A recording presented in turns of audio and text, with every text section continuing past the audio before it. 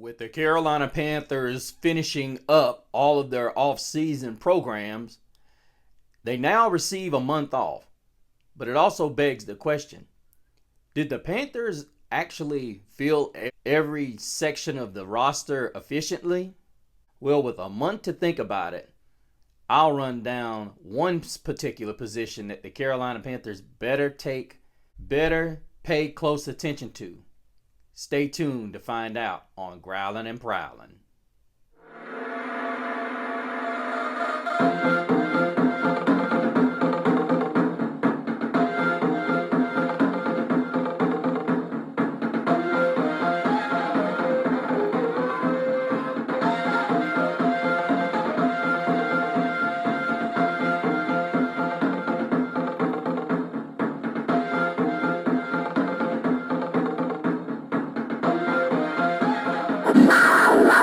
Welcome back, you guys. Thank you so much for being with us and hanging out with us for a little bit, as we are now under 100 days left until opening kickoff. And guys, I have to tell you, it's a little bit scary right now. I'm not even going to joke with you. I think it's going to be... I don't want to sound like a downer or just a, let's look to next year type of guy, but I'm not feeling where we are as an organization at this point. But before we get into that, you guys, I've got to do some housekeeping and give some, and also answer a few questions. I'm really grateful for all the love that you guys have been throwing out there. I definitely want to give a shout out. I want to give a growl out to, I want to give a straight growl to my man Osam, new subscriber. Growl out to Daquan. Thank you for joining the channel. As well as a growl out to Cole. Growl out to you, my friend. Also want to give a growl out to Bernie MC. Making true money. Thank you guys all for joining the channel. As our platform continues to grow, this is not just my platform, you guys. This is your platform. Make sure you speak out on what you feel deemed necessary, you guys. Or if there's a show you would like me to do, let me know. Let me know, you guys. Raymond commented, Panther fans since 1995. Right there, with you, my friend.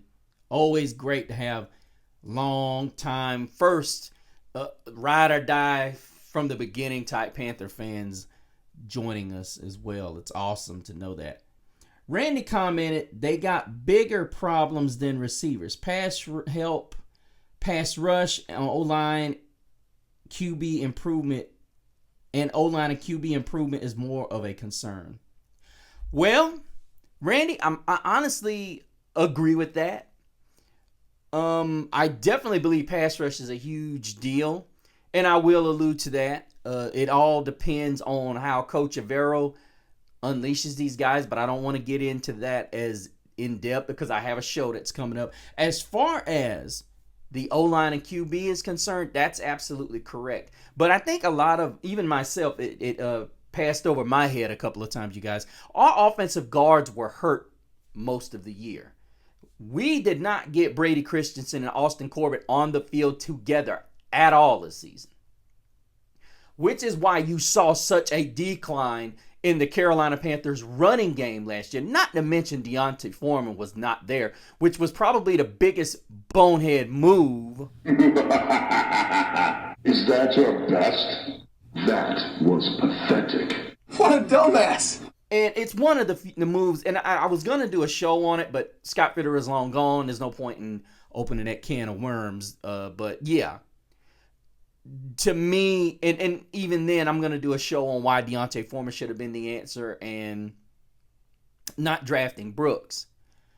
But to your point, Randy, you're absolutely correct on that aspect of it, and I totally believe that our O-line is going to be better. I was not a fan of spending $150 million total in contract money for 2 guards. I know what people are going to say. We're going to be a running football team to develop Bryce Young. I get it. I know it.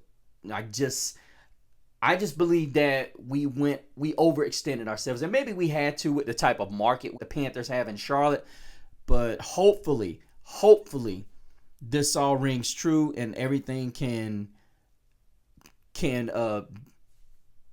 get back to normal. But I will do a show on why I believe our running game could be better. But no matter what Brooks brings to the table, this offense could have been better. And that's what I'm going to always stick with, because you get a guy like D'Onta Foreman, I just think it's huge, and so on and so forth. But let's move forward. Today I want to talk about a glaring, gaping hole in our defense. And I know, Randy, you're right, talking about the pressure. Pressure is always the beneficiary of the secondary. But let's back up a little bit.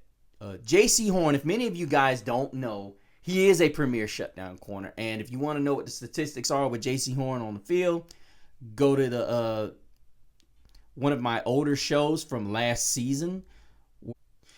Panthers moving on from J.C. Horn.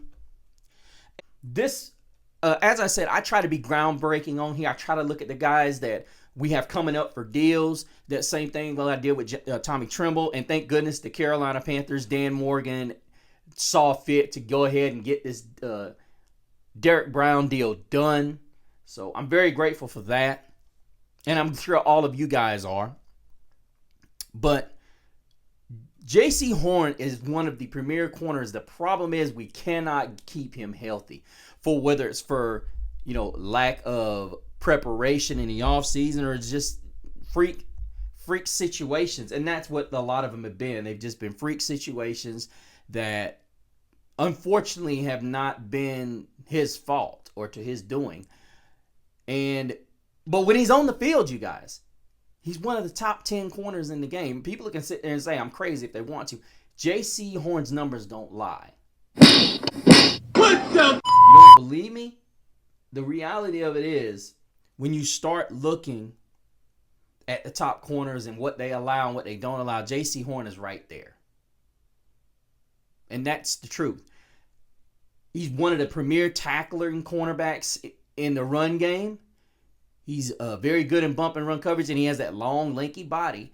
And the only fear that I have, having said that, is we get to a point where teams are just picking on the other side, which is going to be Dane Jackson. I'm not worried about the slot with Troy Hill. Troy Hill got that on lock. I was so ecstatic when Morgan brought him back. I mean, if you see in the opening, he's in the opening montage, guys, and I love this guy. He is great. He's great open field tackler, and he has great coverage skills. But there's still a gaping concern about who is going to be on that other side of J.C. Horn. Now, Dante Jackson did a great job because he was a bulldog. But, guys, as I told you in several shows after the draft, I was just absolutely devastated when I saw T.J. Tampa, a guy whom, guys, y'all just don't know. You watch this film and you say to yourself, I've already done a show where the Panthers missed their fix in an opposite corner. And I know it seems like I'm beating this to death. But the fact is, we haven't gotten a fix there. And T.J. Tampa was a low-end 4th-round pick. Projected to be a low first, maybe second. And he fell right to the Baltimore Ravens. It's official. You suck. Dumbass. With that being said, this was a guy that I sat there and said to myself, that's why I said Jatavian Sanders, don't get me wrong, even if Sanders becomes a Hall of Famer, it's not about individual accolades, guys. It's all about winning. It's got to be about winning. And I'm going to be honest with you guys. We have to start thinking about that opposite corner. Because the reality of it is, we can't have one side of the field shut down and the other side is just a gaping hole. It doesn't make sense. And I get it. I totally get the fact that we have limited amount of resources. And see, this is where we're going to have to say, all right, we're going to have to do one or two things. We're going to have to start pushing ahead some serious dough in the future. Because as I said, this was the hiccup that Morgan made. I'm going to be honest with you. That was the hiccup he made, was not taking TJ Tampa. However, he can rectify that by doing one or two things. Now, right now, the things are not looking good with Stephon Gilmore. They're just not. And the other guys that are left in free agency are not looking too shabby as far as money goes. So we're going to have to figure out a way to push money aside or get certain guys to take pay cut. Taylor Moton is making almost $30 million this year. We're going to have to call him up and say, listen, bro, we got Moton making 29. We got Austin Corbett making 10. And, we're going to have to cut these numbers down a little bit. We're just going to have to. There's just no ifs, ands, and buts about it. Here we are trying desperately to get some guys as far as what they're worth on the roster. Basically, in a nutshell, we're trying to get the right components on this roster. I mean, the reality is we're giving Clowney, who's going to be a starter, $6 million. Derek Brown's making $6 million, and he's just still on that fifth-year option. J.C. Horn, $6 million. Ike Ekwano's numbers is not going to kick in. He's got $7 million. So, now I will say this. Do I think Miles Sanders is going to be the guy out? Probably.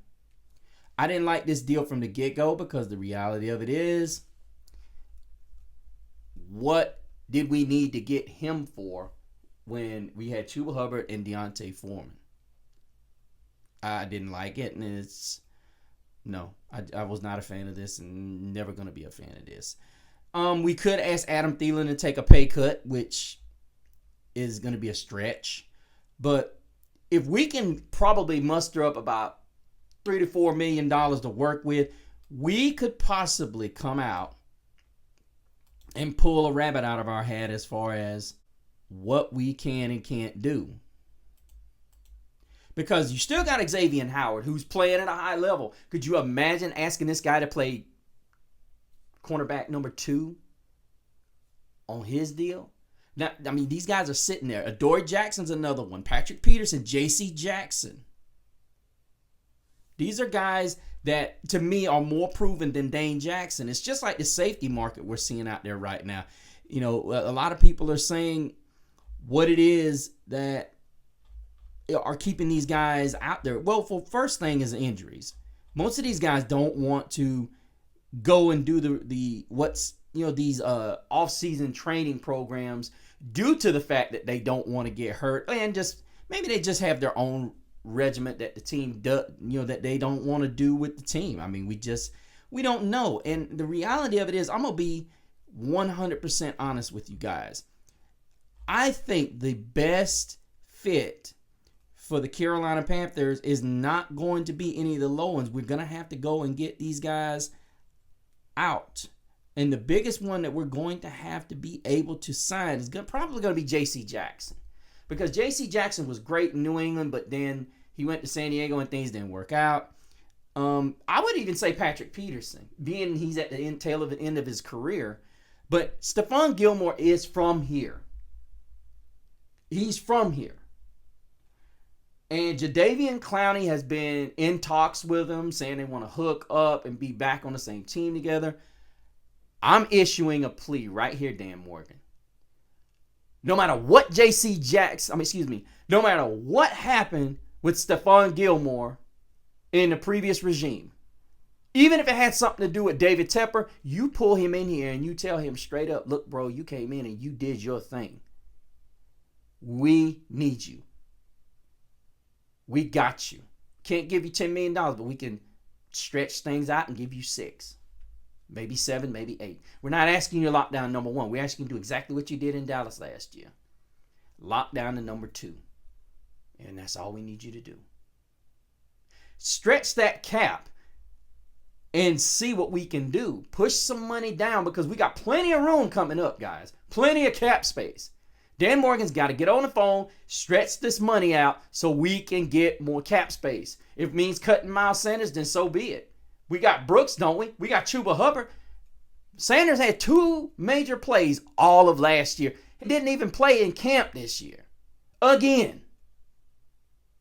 But we have to get that opposite corner seen. It has to be sold up. Because here's the reality. Like Richard said, we do not have a known pass rusher. We got Jadeveon Clowney. He's not I don't want to call him a disappointment. But the fact is, Jadeveon Clowney, when he's been successful, has always had a guy on the opposite side. Wanham's a good player, but unless Coach Evero is going to go all out on pass plays this season, unlike he's done in the years past. Now, last year was a perfect example. You had Frankie Louisville and Jeremy Chin. I would have sent Louisville many more times than he did. I would have sent Jeremy Chin. So I question some of what Coach Evero does. Even though we had a top 5 defense. And we also have to shore up the middle of that line. But the only way we're going to be able to do that is we're going to have another corner. We are going to have another corner that can do the things that closely resemble what J.C. Horn does. So that the quarterback doesn't think that he has at least this option. Those are our options, you guys. You got Xavier Howard, Adoree Jackson, Stephon Gilmore, Patrick Peterson, J.C. Jackson, and Akilo Witherspoon. Those are the guys that are, maybe Trey Herndon. Eli Apple is just he's too inconsistent.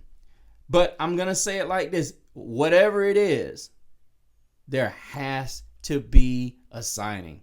That's all I'm saying. There's got to be a move within the month.